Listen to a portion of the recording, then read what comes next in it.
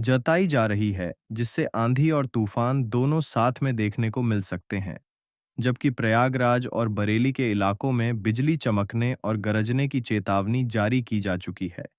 इस बीच यूपी के सहारनपुर और गोरखपुर में भी मौजूदा हालात को देखते हुए अनुमान लगाया जा रहा है कि देर रात तक बारिश का दौर और तेज हो सकता है और बिजली आपूर्ति को चुनौती मिल सकती है।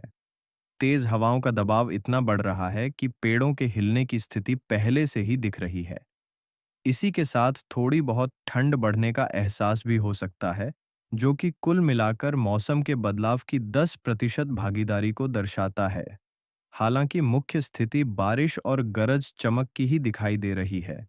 बिहार में भी हालात कुछ इसी दिशा में बढ़ते हुए दिख रहे हैं।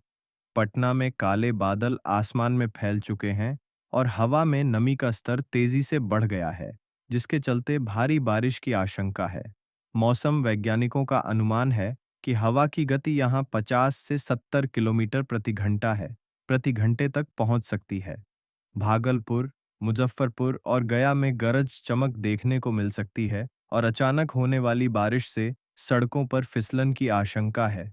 बिजली की गड़गड़ाहट इतनी तेज हो सकती है कि लोग घरों में ही रहने को मजबूर हो सकते हैं। बारिश की लहरें एक के बाद एक आ सकती हैं और बारिश की बूंदों की तीव्रता पिछले 24 घंटों की तुलना में ज्यादा महसूस की जा सकती है। वहीं उत्तर बिहार के सीतामढ़ी और दरभंगा की ओर जाते समय हवा का दबाव और बिजली गिरने की आशंका भी बढ़ सकती है।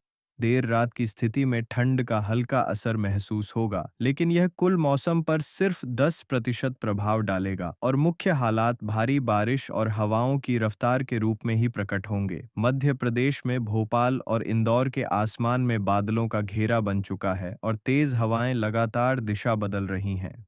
मौसम विभाग के नए संकेत बताते हैं कि हवा की रफ्तार यहां 60 से 80 किलोमीटर प्रति घंटा तक भी पहुंच सकती है, जो कि आंधी तूफान की एक खतरनाक स्थिति बनाता है।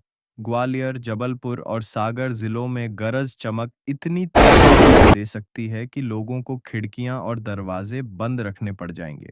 बिजली की स्थिति पर भी यहां असर पड़ सकता है, खासकर उन जगहों पर जहां पेड़ और तार एक दूसरे के करीब हैं। बिजली कटौती की संभावना बढ़ सकती है और बारिश के तेज दौर के चलते आवाजाही प्रभावित हो सकती है।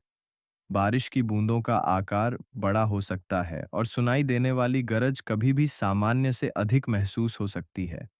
रात के समय वातावरण में थोड़ी ठंडक की उपस्थिति महसूस हो सकती है, लेकिन यह मुख्य प्रभाव नहीं होगा क्योंकि मुख्य केंद्र बिंदु अभी भी आंधी तूफान, भारी बारिश और हवाओं का दबाव ही बना हुआ है। हरियाणा में भी मौसम का मिजाज बिगड़ता दिखाई दे रहा है। पंचकूला, करनाल और हिसार के आसमान में बादलों का जमावड़ा बढ़ने लगा है और हवा के तेज झोंके गवाह बना रहे हैं कि आने वाले समय में मौसम और गंभीर होगा। मौसम विभाग के मुताबिक यहां हवाओं की रफ्तार 55 से 75 किलोमीटर प्रति घंटा के बीच रह सकती है और कहीं-कहीं पर बिजली गिरने की भी संभावना जताई गई है।